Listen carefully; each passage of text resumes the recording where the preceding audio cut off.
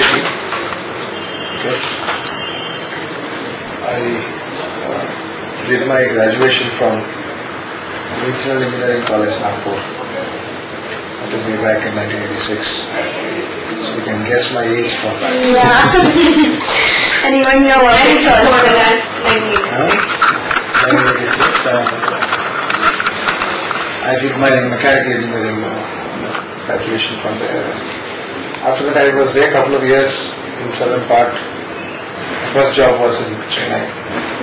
Then after working there for a couple of years, I moved to Pune in '89. So ever since I've been here. Not in Thermex. Thermex is the second innings. Okay. Okay, I worked from '89 to '96 in Thermex. And then after that, I went out and worked for 6 years. Of course, I was in Pune. That's when I switched my career from engineering to business development. Okay. So I started my career as an engineering person. So I'm one of the rare guys in Thermex who went on to becoming a business head from engineering ranks.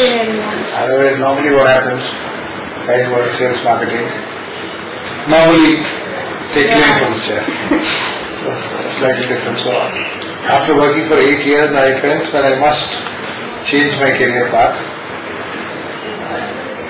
I did not want to be a specialist. I wanted to be a generalist. That is how that move was. So that new job was offering that excitement. So I went out. It was a small company, but I was given the responsibility of sort of developing a business model for them, and then went on to create business for that new venture. That is how I see what happens is when you try to do something new, there's a huge level of excitement when you do something new. The job also has to offer you continuous challenges for you to stay with it. At some point in time, if you see the monotonous part, though it is inevitable in whatever you do, you can't have 100% challenges. Also in that, I learned the art of sales, marketing, business development, creating value, creating a need for a particular product, because I was trying to sell a product which was from Germany. Okay. Which is times expensive than the options available in the local market. Okay. So the initial phase was highly challenging, it was more challenging than that's what. So my job was to create a team, manage it on an all India basis. Not only all India, also network with the overseas offices to even make a sale outside. So that time the business was something like 2-3 crores. In 3 years we took it up to something like 170-180 crores.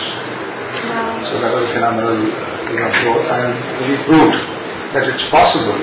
Normally what happens in organizations, either you are a product company or you are a project company. You have a clear identity like that. Within Thermex we also have divisions which do only large projects, like our power planters. So it's very difficult for somebody to manage both the business in the same area. Mindsets are different, customer profiles are different. Whereas you will tend to operate with the same mindset, both the customers. So it will be difficult. So that was the doubt we had, whether we succeed. So we came out of it, we did very well. He was making. So there was always a fear what happens if the doubt were to come again. So McKinsey were actually called to carefully do an exercise to de-risk Thermex future. Supposing you want to invest money, invest in resources, if something has to go wrong with the economy, how do you still survive? How do you create sustainability in whatever you do? Thermex was divided into 3 business groups. In 2005, September we did this.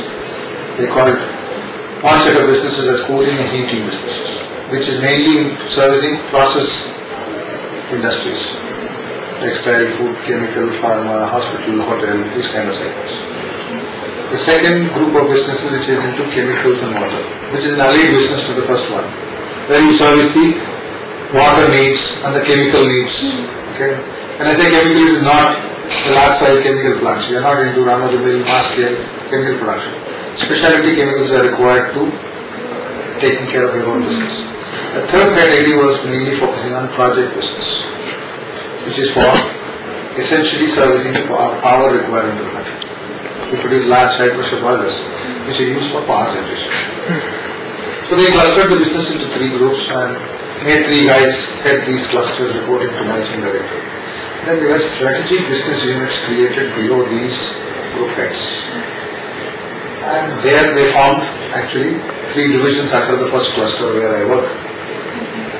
They said one heating business unit which I head now, service business unit, and cooling business unit. Okay? And all 3 had some synergy, so it was reporting to a common guy, so he is able to direct the team to get the best out of the marketplace. So that is when I was asked to actually move out of this division, to head the service business. Because that's the first time Thermex came up with a theme of looking at aftermarket as a business avenue.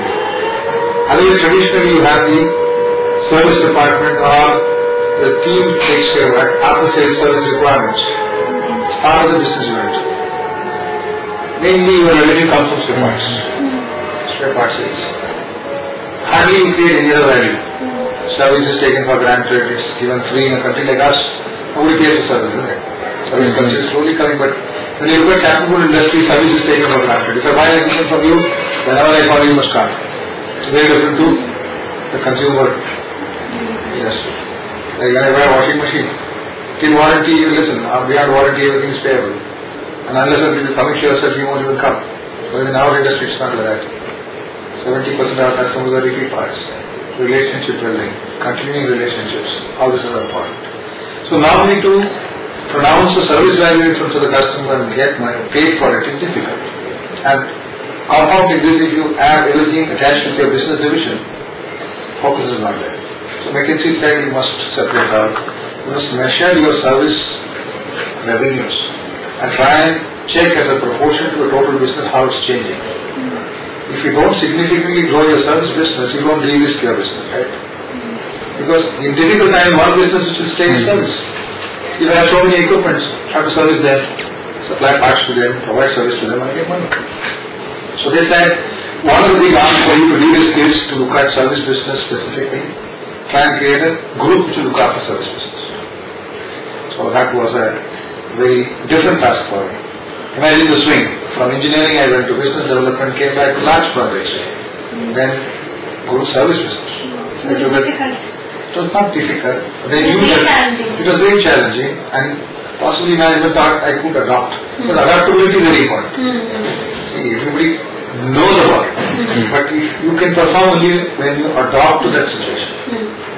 Having worked in a boiler industry, you know how servicing is done. You know how service business works.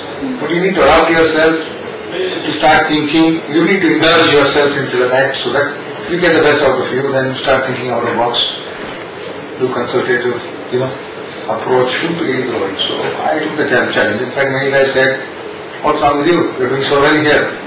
Because that job is a glamorous job. You understand? Selling large projects is a glamorous job.